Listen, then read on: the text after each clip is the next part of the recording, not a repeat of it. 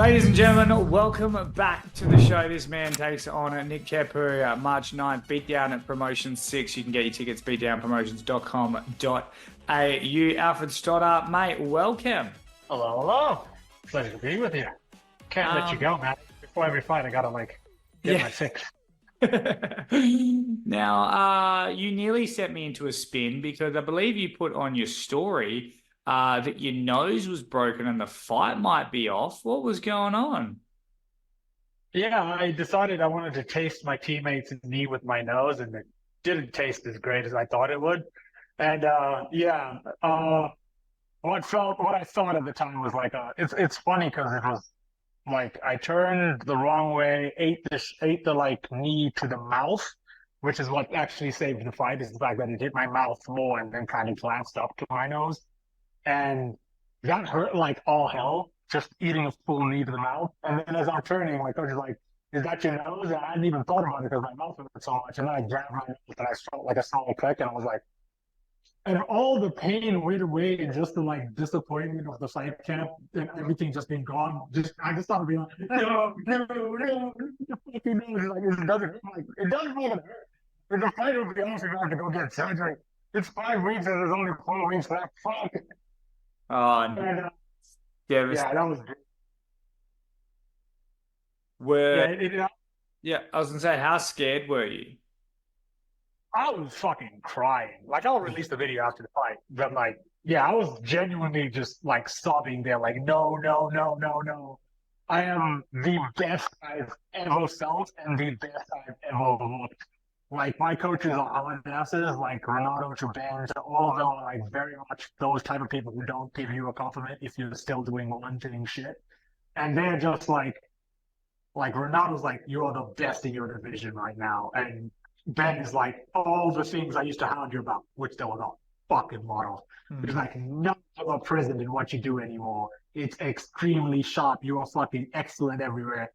And then bang, nose break. And I'm like, no, I was looking good, man. Do you know how much I sacrificed? Is it affecting your breathing at all when you're sparring? No, actually, funny enough, like I can breathe from both nostrils actually better than before I messed it up. Like I can breathe well. So I always had a deviated septum, which is like what I had a deviated septum, and then I broke it a bit during the D fight 2 years ago, and then they fixed it and lined it back up. But they said they weren't going to fix the deviation a bunch because they were going to have to like fully, because it happened during probably high school and throughout the years, it just got worse. They were like, we're going to have to like do a full reconstruction. And there's no point doing that while you're still fighting, because if you break it again, it just gets harder and harder to fix every time you keep breaking it if they do a full reconstruction. So they're like, when you're finished fighting, come over, I'll fix your nose, do whatever. They straightened it slightly. And I was like, okay, cool. I hadn't known there was a difference till they told me it's been deviated the whole time. Then I looked in there and I was like, oh yeah, it probably wasn't like this when I was born. I looked at like old pictures of me in like high school and shit, and I was like, oh shit, it was straight. When did this happen? Because my nose started slowly just going this way from like late high school onwards, and I just never acknowledged it. Like I was like, why can't I breathe? It's like, oh, that's why. So they fixed it, straightened it, and then the shock to the nose here. I was happy just when they hit. When I checked my nose, the clip was just at the front, so it wasn't anything like bad. But I could breathe from those nostrils immediately, and I was like, okay, it's gonna swell up and all that old jazz, but like the thing hasn't broken in a way that blocks my breathing and my ability to take a punch or anything like that. So then that would calm me down a bit. So the specialist, they said basically the same thing. Like there's no point straightening it. It's broken a bit, but like in 3 weeks it'll heal and be hard again. But if it's not affecting your breathing, there's no point us like fully breaking and fixing the whole thing if you're just gonna keep fighting. Just go private healthcare or go to Turkey and get yourself a Kim Kardashian nose job when you're done. I'm like, Well, it would have been devastating as well because, I mean, the middleweight division, although there's some killers in there, it's relatively thin in terms of a couple of wins can put you right at the top. And I'd say after this fight, if you don't get, let's say you get the dub, you're probably looking at a number one contenders fight, or I mean, you could quite easily slide into a title fight against the likes of like your Ben Johnstons and your John Martin Frasers and whatnot. Do you see the division looking like that? Yeah, the division's fairly thin at the moment, and it really is just like, man, right time, right place. You can be fucking fifth and get a title shot. You could be 10th and get a title shot. Like Matt Myers fought John Frazier on like 4 fights. Like if in the welterweight divisions down, that doesn't happen. It's dudes with like 10, etc., etc. Like even you yourself, you're talking about with Jono, was it too early for him to get his shot against Luciano? Because 4 fights, da da da.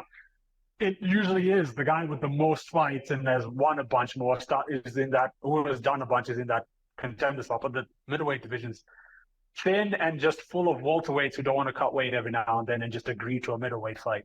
So, so it's like even thinner than it looks on Tapology, and it looks thin as fuck on Tapology.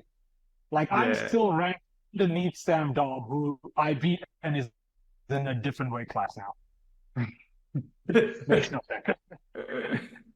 Yeah, yeah, and like you said, especially with middleweight, it's a very unique division. Speaking of that, I know that you are a very analytical man, and you'd be keeping your eye on the Ben Johnston, John Martin Fraser fight. Who do you think gets that one?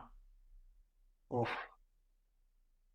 I don't want to have a bet. I don't want to bet against Mon Frazier because he's complete like everywhere complete, and he is a good style of pressure. Like I think I watched Ben versus I think it was Khan Sandy maybe, where this is at my first eternal fight maybe 3 years ago, and Khan just kept like bum rushing, blitzing him repeatedly. Wasn't as intelligent or as set up, but it was kind of working. He kept Ben on the back foot a lot, and then eventually gassed himself out because it wasn't. He was just kind of running forward, hoping to get something, and then just when it wasn't happening, he eventually just kept getting caught. I don't think John's gonna run forward and just without a plan, but that pressure to make Ben Johnston fight backwards, I think that would probably be the key for John Martin Frazier. And I think that might win him the fight. As for where I think Ben might win it, body work really. I think if he goes to the body early and you see him going to the body consistently, he's probably gonna chip away and then win that fight, probably by maybe a finish in the second round or something like that. So it's a really big, it's a toss up because if John gets his pace and pressure immediately, I think he can make it a short night, or he can just kind of just wear on them for the entire 3 rounds. We know he has cardio for days, and he can actually just go the entire 5 rounds if he has to. How do you go against either of those two guys right now? Right now, fuck, it's weird because I'm still cutting. I'm cutting weight at the moment, and like I was hitting pads and stuff, slightly dehydrated, and I just started telling myself I'm the best. Like I never do that. I'm not that delusional. I, like I've never felt like that because I'm like, yeah, I got a ways to go, I got some work to do, I got et cetera, et cetera, et cetera. But like I've never actually like I said it to myself. There was no one here, and I never usually do that. I just kept saying it, and I was like, well, if I'm saying it at this point, that means I probably actually believe it, or I believe I have the ability to put the work in to be that in any fight against anyone. And if my coaches, who I know wouldn't lie to me in any way, shape, or form, if I was lacking, telling me as I'm sparring guys, for UFC guys, pros, etc., I'm like, yo, you're the best. I'm like, fuck it, I'm the best. So I'm like, I think I go well. I don't ever do the thing I used to do in the amateurs, and sometimes I did it in the Darcy fight, and I did it a little bit before the Sam Bell fight, where I like give my opponents too much respect to the point I'm like, yeah, they might get a chance to knock me out, but I don't have that thing anymore. I'm just like, yeah, I'm gonna lose. He might beat me. He might not. I think I can beat anyone on any night at any time. Like, I put in the work, I'll put him down. Does is there anything about Nick Kepu's game? Like, are you familiar with it? Is there anything of it that concerns you at all going in? The thing that concerns me is actually the lack of like real data with him. Like his last fight His last fight, the guy who he fought, no offense to Ryan, whatever his name is, his striking was garbage. Like, he came up with his chin like this and his hands like this, and he was kind of like swinging like that. And I was just like, I can't take anything from this. Nick was just jab, shaking his fist, telling him he's going to throw a cross, and then throwing it and landing, and then throwing it and landing. I'm like, move your head, something. Like, catch the punch then. You can see, you can Aikido this shit because it's obvious as fuck what he's going to throw. And it's like, yeah, that fight kind of doesn't tell me anything. His fight with Sam Dobb, that kind of told me some stuff, but that's like, Sam Dobb fights are just a pure anomaly in themselves because no one's going to do what Sam does. No one's going to just bull rush you at full speed. He doesn't give a shit if you kick him in the head as hard as you can. If you let him grab you, he's going to slam you in your face. So I'm like, okay, that loss doesn't really tell me much. I can't bank on, oh, well, I'll just bull rush. Yeah, but I'm also a middleweight and we're big and we'll get tired. So, yeah, it's the fact, and then the big gaps in his fight time. He fights like once every 2 years or something like that. And I'm just like, there's a lack of information that is scary, but then again, I don't care. It's a spar. In my mind, it's a spar. I was sparring, and one day Renato might have some guy who's former UFC guy and came to training, and he's like, "Oh, Alfred, in." And then I don't know this guy. I'm on 2 hours sleep from the night before, and I go spar, and I deal with it fucking perfectly and deal with it well. So, Can I have a prediction for this fight come March 9th? I'm hoping for a finish, and I'm hoping for a finish, maybe second round, or maybe first, or if not, I think I can get some 10-8s for 2 rounds or so. Realistic. That's the whatever ego I have going on right now that's making me like feel myself a little bit too much. And realistically, probably fireworks the entire fight and not so close a decision one way or the other. So, but I think I'm going to win that. So, pretty good. And mate, before I let you go on this one, you've been basically ever since you were an amateur calling Kit Campbell out. You saw Kit Campbell fight on the weekend. He looks very good. Is that still a fight you want one day? He's at 170. Yeah, but he can come up. You called him out. I wrestle 170 people. No, that's not. No. There's no point. His division is packed as hell, and he's looking at the UFC like immediately. Do I want to spar him or actually fight him? Yes, because like he's a wealth of knowledge and he will make me like better as a person. Do I think it can happen? No. There's no point. Like I don't think there's no point him fighting me. First of all, like his management will never say yes to it because it does nothing for him. I want to fight him. But even then, I can go spar him at Resilience and it'll be fun. I can get my knowledge there. It's still better as a fight because, the fans, the money, people can see it. It'll be great. But I kind of got to the point where I realized like things that are realistic based off of every timeline and how kind of delusional I was when we first talked. Where I'm just like, I want this guy, that guy. And I never even factored in the fact that like, yeah, but they might not want you and you might offer jack shit to them.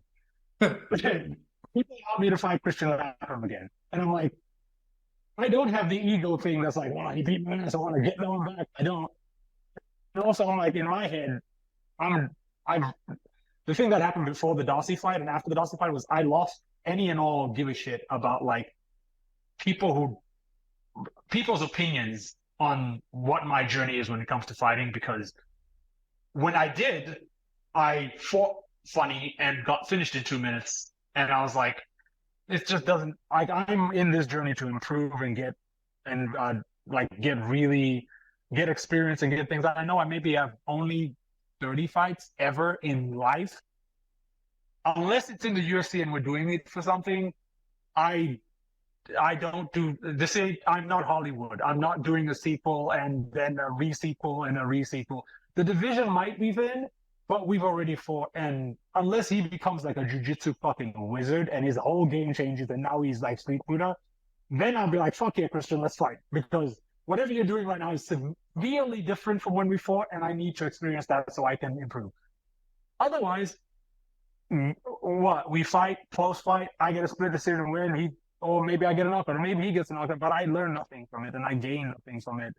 And then comes the whole business side of things. It's like, yeah, okay, I gain nothing from it. There's got to be some kind of stake at hand.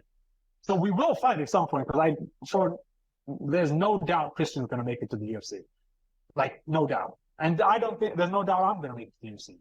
And at that point, now there's some shit going on. Now there's some stakes. Now there's some flavor going on here. But like the same thing I said was fighting Emil Juries. I'm like, yeah, I'm not trying to be the champion of Sydney.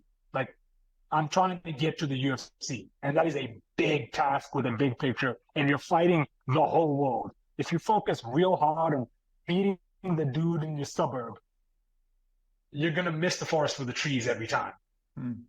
Like, I got to get better. I got to fight people with so many different skill sets and so many different things, so that by the time I get to that UFC, I'm not that guy who knocked out 5 people in a row or some shit and then gets there and meets some Dagestani and looks like he's completely out of order because, like, well, that guy, really, I'm shit-talking Jacob Lafarge again, really, in some slight way, and I don't care. Like, fuck you, Jacob. You bucked me and then you talk shit, so suck it.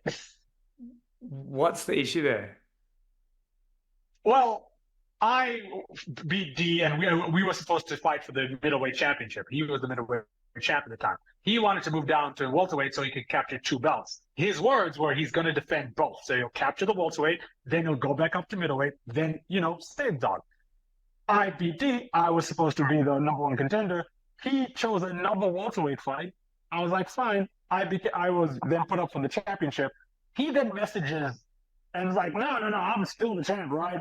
And so then my belt becomes an interim belt. And I'm like, okay, so that means we're guaranteed to fight. Because now I have a belt and you have a belt and they're the same division. I beat Owen, I get the belt. And then I'm like, so we're going to fight now, because he doesn't have a fight lined up. He starts talking shit like, oh, well, maybe one day you'll get a shot at the real champ, kid, blah, blah, blah. And I'm like, fucking great, we're going to fight. Obviously, because right after the Owen fight, he was in the crowd. I had a microphone. He didn't. So he lost the battle immediately because he didn't realize basic dynamics. I yelled at him to his face, Jacob Lafarge, I will knock you out cold. Fight me. In front of his fans and his people. And he got up and waved him like, I'm going to say whatever I need to say so we can throw hands. I didn't apologize because I'm like, I was feeling myself too much. Just got my first knockout. But I was like, I still want to fight you. I need to fight you. He agreed, but he said it in the same way. Like, oh, you'll get a shot at the real champ, my legacy, etc., blah, blah, blah. I'm like, legacy, you're an amateur. We're both amateurs. There's no fucking legacy. The moment you go pro, every promotion is going to be like, we don't give a shit. Here's $750. There's no legacy here. And so he avoided all the hard fights. Sam Miles will tell you about this. And we talk shit on Instagram. Again, he's saying the same shit, like, I'll beat your ass, blah, blah, blah, blah, blah. You'll get a shot at the real champ, kid. You're not on my level. His friend picks a fight with me in the dumbest way possible. He's just like, Jacob is not like you and me. He's on a whole different level. I'm like, did you just insult yourself to back up Jacob? That's interesting. And then 2 days later, he announces a welterweight fight. I'm like, but we just basically agreed to fight like 5 times in front of everybody and you shit talk. But why? Why? And then after that, I just was like, okay, this dude's the welterweight. I don't care. I'm out of it. And then he got his ass beat, like, by the dude from Absolute, who's the current welterweight demolition champion. Dylan. Yes, like Dylan beat his ass, and he beat his ass the way I knew I would beat his ass too. I'm like, he has no grappling, he has no striking. You can do whatever you want to him. And then Dylan Kimura'd him from bottom mount. And I saw it, and I was like, okay, this is a guy with way too much jiu-jitsu on the brain. And then it worked and he swept him. I'm like, oh, he's fighting a child. Because bottom mount Kimura is not a thing, especially when you can punch someone in the face or know any sort of grappling whatsoever. And he swept him and beat him up. And then, yeah, from that point on, I'm just like, well, suck it. And then Sam said the same story when I was talking to him, and he's like, yeah, he talked shit. We talked back and forth. 2 days later, he announces a fight with someone else. I'm like, the part that peeves me about guys like Jacob is the fact that like I can go again. Everyone I've ever fought, even Darcy, beat me and everything. I have so much respect for those people because they still put in the yards. Darcy been knocked out 3 times. I've lost to Emil Juries, and I've taken on Emil Juries when I had 2 fights. He had 7. I took on Christian Lappin when no one wanted to fight him. I fought D, who was being ducked as well. Like, we went through the hard yards. That's why I have so much respect for D Stamsoni as well. Because it's like, yeah, it's the amateurs, and even still, go through the hard yards to learn to be better. Don't crack a record in the amateurs by beating people you have an advantage over, and then kind of act tough. Because now you're just getting your ass kicked repeatedly, and the part of me that's a bit of a humanitarian kicks in. Like, why are you even doing this? You can't game this system with fist fighting. You are gaining brain damage. That's all you're doing. Whether you gain it now or gain it in fucking 5 years when the cans have all left the road and someone puts a real test in front of you and you get your ass beat and you realize maybe I should have taken those amateur fights a bit more seriously and taken on some actual challenges, which is what's happening to him. He takes on anyone with any kind of skill. I wouldn't say that last fight was that, but he gets beat. And I'm just like, yeah, because maybe if you fought someone with like actual skill at the same experience level as you may have taken some ass whoopings that would have made you so much better that you wouldn't have. He is the literal antithesis of me. Like, I'll lose a fight and come back a billion times better. He'll lose a fight and come back the exact same. He'll just fight someone lesser. It bothers me. It really does. As a martial artist, it bothers me. These aren't fighting words. I just... So you're taking on Nick Epu, March 9th, Beatdown Promotions 6, beatdownpromotions.com.au for all your information on that. Believe it or not, he is not fighting Jacob Lepage, although that fight, I guarantee you, will be talked about again in the future. What happened? He's like loose ball right now. He's sprinting. He's looking for any he can find. Some 50-year-old who hasn't fought in 50 years. He's going to be right there. You'll watch his next fight. And getting raised, talking about always the best. Mate, it's an absolute pleasure. Best of luck, and I'll see you on the other side. Yeah, sorry about the tangent.